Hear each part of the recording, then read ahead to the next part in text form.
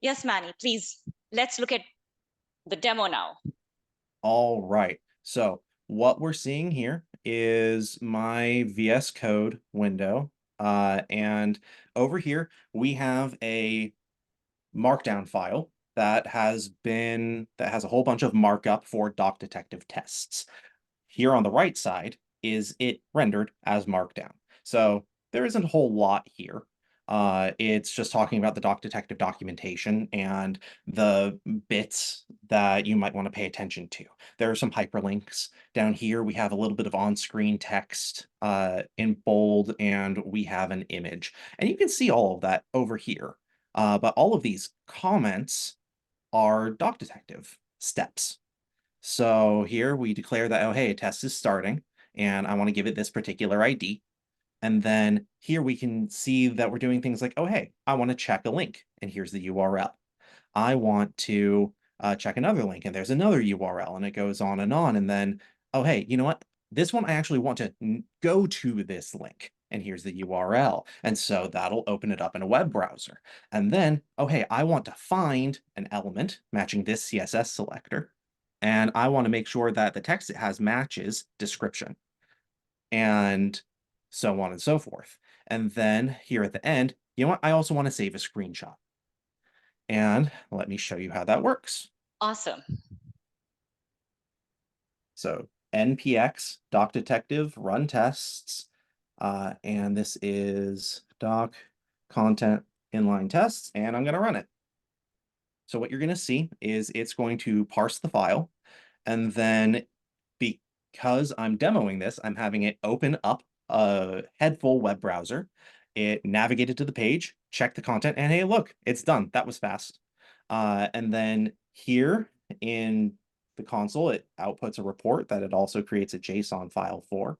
And we can see, cool, the test specification passed, the test within that specification passed, the context that it was run it passed, and the 11 steps that made up the test passed. And you can go in here and, check the nitty gritty of every single one and see what the output was, whether it passed or failed. And we can see that, yeah, hey, look, it matched the text, it found that selector, and it saved the screenshot. Wait, it saved the screenshot, but it's not over here. Oh, right, because VS Code takes a moment to update. There it is. And so there we go. That's a screenshot that was just programmatically captured that is now embedded in the documentation. So This is like magic. one of the reasons that I created Doc Detective the way that I did was because I hate screenshots. I hate them with a fiery burning passion because they always go out of date and they are the hardest thing in the world to update. And so there's a lot more that I'm going to do in the future in regards to improving the screenshot procedure. But right now we can already do a really fun thing called pixel diffing, which means that if a screenshot already exists and it captures a different one, it'll actually compare them. And it'll say, oh, hey, these are different, like these have different percentages of pixels than the approved threshold, so I'm going to fail the step. So, and I'll show you that in just a moment. But so now this one is the markdown with all of the tests, all the steps for the test declared in line. Now, I mentioned earlier that you can also, if you're willing to dig into the config, make it so that Doc Detective can automatically generate tests and run them just from your source content. And that's what we're about to see here. I have an advanced config that I put together for Markdown that checks, oh, hey, this is Markdown syntax for a hyperlink. So it's going to run a check link action against it. This is Markdown syntax for on-screen text.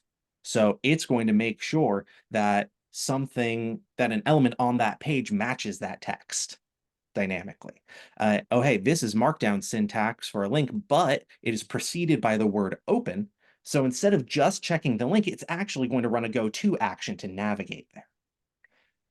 And that is all powered by regular expressions, which is not a favorite of many people, but it is powerful. So that's what we have today. Again, working on improving tooling for creating tests.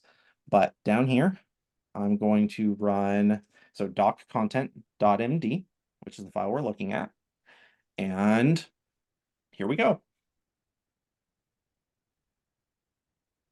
So it generated the tests. It ran the tests. They all passed. Everything passed. The whole test spec that it generated, there was nothing other than that file that you were just looking at. And the nifty thing is down here, the screenshots are within maximum accepted variation. There was a 0.00% difference between the screenshots that it captured, the first test run and this one.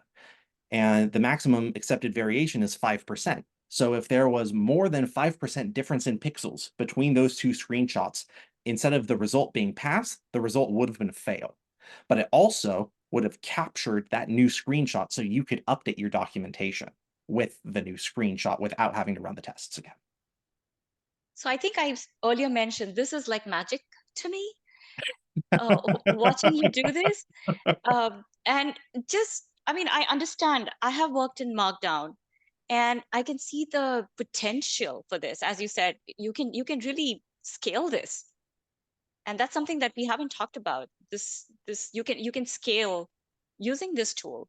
But thank you for sharing this demo with us. Now I understand uh, what the tool does and how it does it. Well, if you're willing to let me, I have two more things that I want to show you briefly. Please, So the floor is this yours. is just a very, very simple procedure on doing a search in DuckDuckGo for American short hair kittens, because I like cats. And so the nifty thing about this one, let me just get it running and I can talk while it's running, is in addition to being able to take screenshots, Doc Detective can also record videos of tests as they are being executed. So ignore the little pop-up for the screen recording thing right there. That's just Mac OS not being happy with me, but it'll record just fine. And there we go. We just ran a test. It did American Short Hair Kittens. It's just waiting for a couple of moments. It just saved the video. It is processing the video, and it just converted it to a GIF. So there we have it. There is a recording of the test that we just ran that you watched be recorded, and it is in GIF format that is now directly embedded in the rendered markdown that I can then ship with my documentation. It Doc Detective supports GIF format, WebM format, and MP4. So, whatever animated medium you want, go for it. But this allows us to have procedures be even more visual. So in addition to just having static screenshots, if there are snippets of procedures that you want to be animated so that people can actually see what it looks like end to end, you can do it. Additionally, now this is the format of the tests written in raw JSON. So everything that you've seen up to this point, all of the steps are directly embedded in the source content, which is great for when you really want to make sure that whenever you update the content, you update the tests accordingly. But there are some times where you might want to create just a raw JSON file and have that be where you define your tests, because you can do things like, oh, hey, run shell scripts. I want to run a Docker container before I spin up a test, or I want to run a Docker container and check the output, or I want to make an arbitrary HTTP request to an API endpoint. And this is really powerful too for all of you API writers out there, because you can chain these together. You can say, hey, look, I want to send this payload as the request, and I want to validate that the response payload has these values. And you can even check to make sure that it returns the appropriate status codes.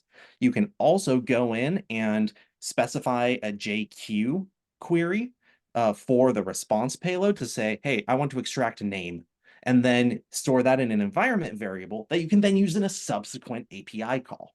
So if you need to do something like, hey, I need to create a resource in a REST API, and that returns an ID that the system created for you, then you can store that to a variable and then say, make a get call in the next API call to make sure that it responds as you expect. So Doc Detective can do a lot, and it's going to do more as time goes on. Um, but today, whether it is a UI, web-based UI, whether it's an API, a CLI, or an SDK, because Run Shell can run scripts to test SDKs, then Doc Detective's got you covered. Fantastic. I think I got almost all of it except the API part because I can pretend to be technical, but I'm going to admit that that was a little over me, but I got the gist of it. How about that? Uh, That because I'm an aspiring API writer, and this was, uh, and I guess, educational for me to kind of catch on to the lingo and pretend, okay, this sounds great. But thank you so much for this demo. Is there anything to install on your end for Doc Detective? the Because only prerequisite for Doc Detective is Node.js on your machine. okay, So you have that's to what have I Node, thought. and then the command here, npx Doc Detective, if if you haven't run Doc Detective before, that will automatically download and run Doc Detective for you. So you Okay, don't have to install anything separately. As long as you have Node, you can run Doc Detective. just And the if latest version of Node. yeah, I tested on Node 18 and 20. Okay, Um, and if you want to cache it, then you can do a global install of Doc Detective, and NPX will pull from that first instead of re-downloading it every time. But also, if you want to use it in CI, then it's just as simple as npx-y to say, yes, download it, please. And then Doc Detective, and you're off to the races. You don't have to install anything else. okay, fantastic. This concludes our demo, I suppose, or is there anything more that we don't want to That, miss? that's everything I've got for now. Thank you. This was plenty. I really appreciate it.